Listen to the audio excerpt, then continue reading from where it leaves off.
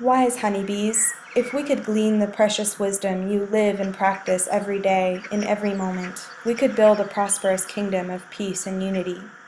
Wise honeybees, what messages do you have for humanity to live in more harmony with one another and with nature?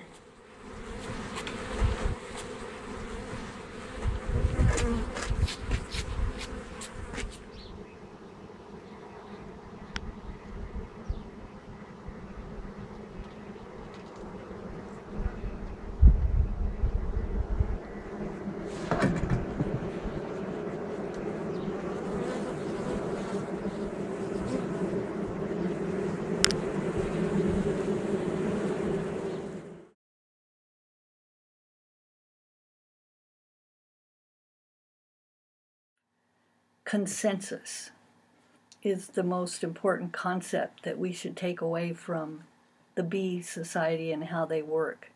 In other words, they don't look up to someone as their leader, and on the other hand, they don't just run off and do something on their own.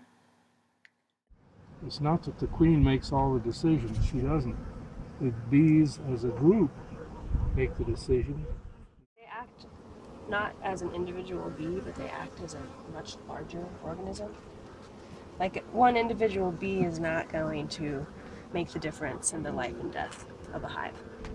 But together, they share workload, they share needs, right? And they work together as a superorganism to meet those needs for colony survivorship. Do they ever get aggressive to one another? If it's from the same hive, no.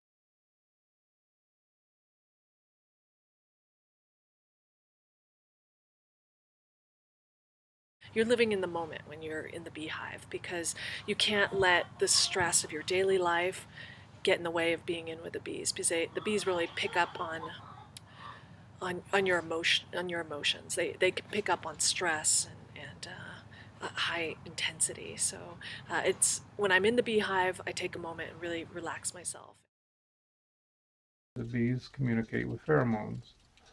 So if you happen to have, if a beekeeper happens to have a cologne on that has a chemical in it that mimics the fear pheromone, the bees will become very aggressive to the person. So the beekeeper learns to not have those things, not have colognes as an example, or perfumes. I'm not afraid, I'm not exuding the fear pheromone. They're not afraid. A honeybee, this honeybee right here, can detect from the aroma a single blossom a quarter of a mile away in a non-industrial setting, out on a ranch or a farm somewhere away from industrial contaminants. Their ability to smell is 60,000 times better than a human being. There definitely is an art to beekeeping, and I think that art is sort of picking up on their cues a little bit and understanding how the organism behaves. So there are cues that I can hear, you know, if they're a little bit, if their sound is a little bit more high pitched, I know, you know, there might be something bothering them. I went away on a trip and I had an unfortunate seating on an airplane near somebody who was mentally imbalanced and having an emotional fit to babies crying on the plane. I sort of internalized it all, and it was a very uncomfortable energy. So when I got home, I had to go out to my bees right away. And so this energy hadn't cleared. And as soon as I got near my bees, they all started coming out and stinging me. And they followed me all the way back to the house. And I was just shocked. I thought, what has happened? Why are they doing this? And then I started relating that whatever energy I had from that experience of being on the plane, negative energy, they were picking up on, and they were reacting, and they were stinging me. They didn't like that. I worked with a gentleman in Brazil who works with essential oils and spoke about the vibrations of the oils and how people use them for healing. You're trying to bring up lower vibrations to a higher one. And he told me that the buzzing of the bees is the same frequency as lavender, which is very healing, but the sting of the bee is the rose, which is the highest vibration. So I in trying to create a language of what happened, I look at it that I had a lower vibration energy from my thoughts, and the bees picked up on it and were bringing their higher vibration to try to shift and change and release that. I'd never really thought that my bees recognized me, but then I kept reading all these scientific experiments about how there would be someone that would have to, pinch a bee or something to get a part of the experiment to work, and there would be another person that would be in charge of, like, say, feeding the sugar water in different experiments. And I started reading about how these experimenters the bees would actually recognize them. So when the person came out that would pinch the bees, they would, be very aggressive towards that person. And the person that provides the sugar water, they would recognize that person, as soon as they got out of the car with the sugar water, and they'd go zoom over there to check it out. So I think they really do recognize their beekeeper after a while.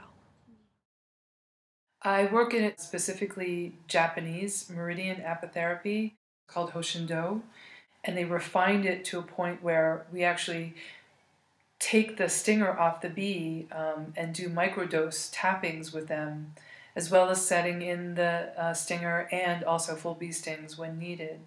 But it utilizes, just like acupuncture, the meridian system and taking the pulses. And instead of working with a very specific point like acupuncture, we run the meridian lines with microdoses of the venom, which triggers the immune system to clear those energy pathways and or specific sites of trauma. And it's amazing how they can really guide you if you're tuned into working with them.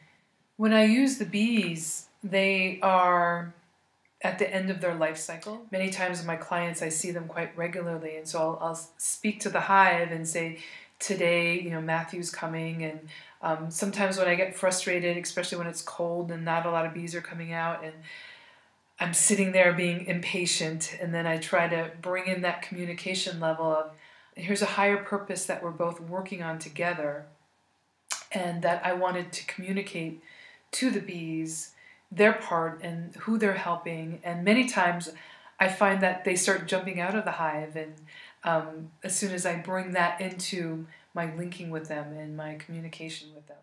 It's a desert out there. We've cut the animals off from the water that they used to be able to get to in the winter by going down to the Rio Grande. And so I set up this sort of oasis. And I've basically finally said, okay, anybody who wants to come here is welcome. Well, that also, from time to time, includes bears. So most recently, since the bears thought that they were entitled to the beehives, I've been working on a way to accommodate the bears and at the same time keep the beehives from being demolished.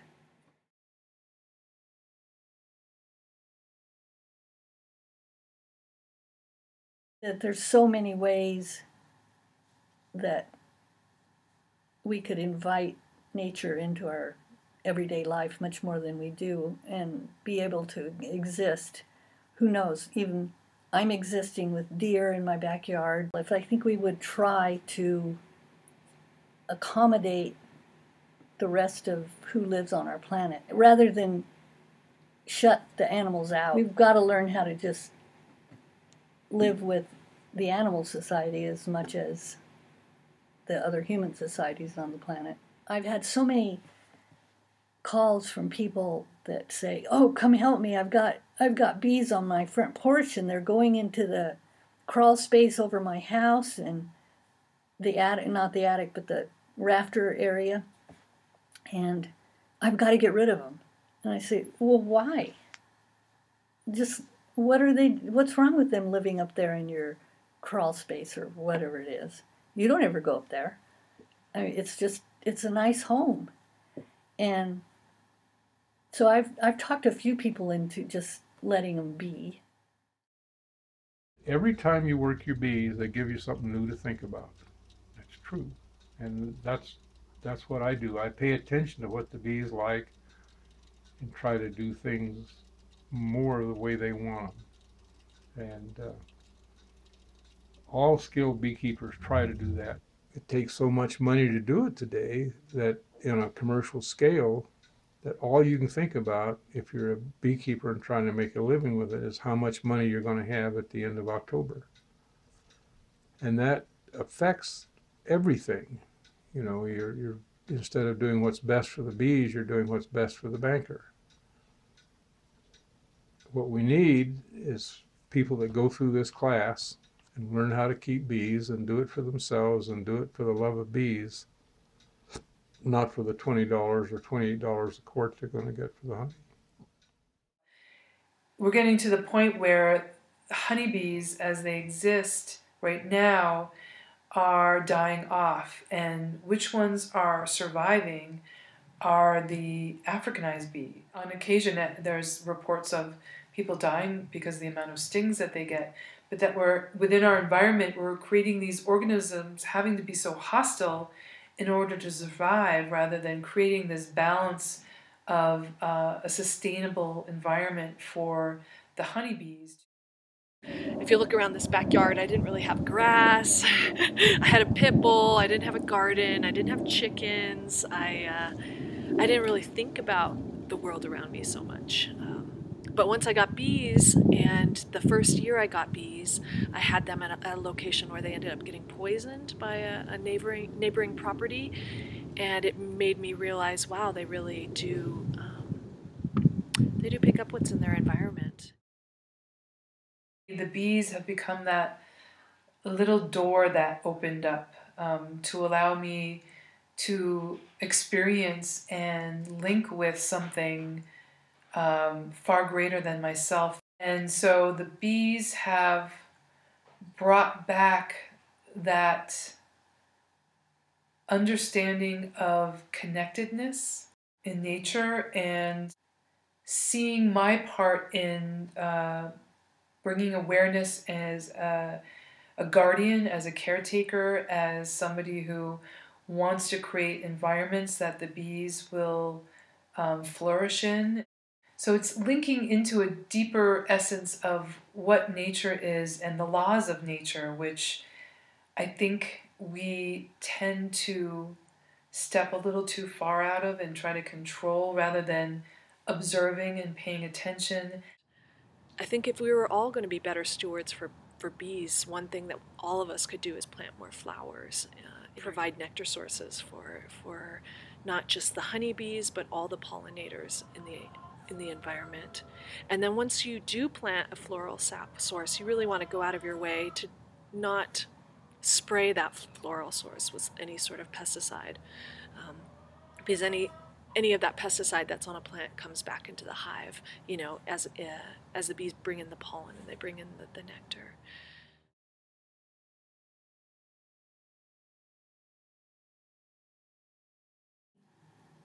If we would think of our whole earth as one tiny little hive within the whole universe that we have to guard with our lives, which is what the bees do. By the way, when they sting somebody, they die. So violence for them is death for themselves. If we had the attitude that every time we burst out in aggressive behavior towards another living thing, we die. We sacrifice our own life if we threaten somebody else's life. So, you know, it's not an easy decision just to be aggressive anymore if you have that take on it. And I think we could have more wealth and richer lives all the way around for everyone on the planet if we get along with the planet instead of taking from it. They depend so much on cooperation and selflessly giving, and that the bee society is what is the most important to a bee. And I think if every human would think in terms of what is the most important thing for my society, including the animals, including the plants, we'd be much better off.